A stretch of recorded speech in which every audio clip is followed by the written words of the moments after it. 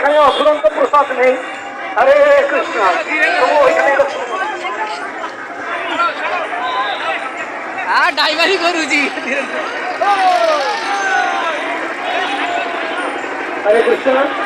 তো আমি সবাইকে অনুরোধ করবো যাতে সুন্দরভাবে আপনারা প্রসাদ পেতে পারেন।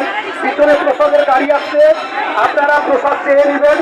তো এবং আপনারা ভগবানের কাছে কিছু ভোগ অফার করতে পারেন, সেটা জগন্নাথের প্রসাদ রূপে ফিরিয়ে দিন। তো সবাইকে আমরা এগিয়ে ইস্কনের পক্ষ থেকে আমরা ধন্যবাদ জানাই। আমাদের এই যে জনজোয়ার চলছে জগন্নাথ দেবের কৃপায়, সবই জগন্নাথের কৃপায় আমাদের সঙ্গে এত ভক্ত রয়েছেন।